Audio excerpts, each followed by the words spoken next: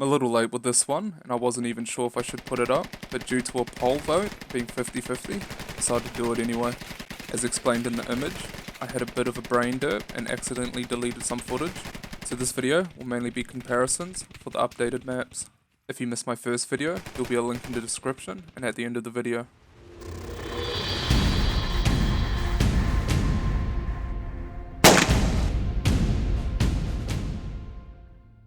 Manic-5 has received a complete overhaul and is essentially now a completely new map. Displayed on screen will be the main changes. First we'll look at the mini-map comparison. As you can see to the right, a lot of new buildings and some new point of interest have been added. The mini-map only shows a small portion of the story though. Entering the map, it's quite noticeable how many changes have been done. More tree and foliage types are being used. The density of the foliage and trees themselves have been adjusted, adding a more natural feel to the map itself.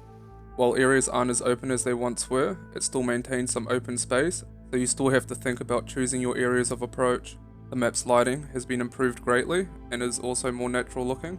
Fog has also been improved quite well. This is thanks to the Unreal Engine update, as the fog system itself has had adjustments and new improvements added.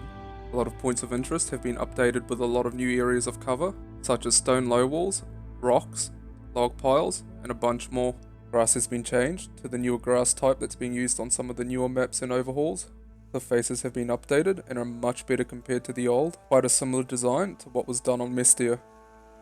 Kokan has received a much needed facelift and has been brought up to standard. Listed on screen will be the main changes.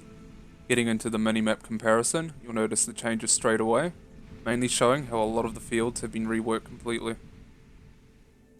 Instead of having the same generic type of field, we now have variation. We have a new field type added too, which is an irrigated rice type field. You can also notice the ditches added, but we'll get into that later. A new more detailed landscape material has been used, and you can also see some slight smoothing of the terrain itself. Before the facelift, there used to be single open fields. With the update, the larger fields have been segmented, with a lot more variation in field types, as well as adding ditches and berms for infantry to move along. I like this a lot. It spices things up and gives infantry new avenues of approach, while adding some authenticity too, as a lot of Afghan fields are like this. Improved and more natural lighting has also been added. Here's a closer look of the new landscape material, as well as the new grass that has been added. Overall, both updates to the maps have been well done. The visual quality of the maps has increased significantly, and on my end, there's a noticeable performance increase as well. As mentioned in the beginning of the video, this is pretty much it. I am working on another project, a highlights video, and until then, I'll catch you guys later. Another one. Get content.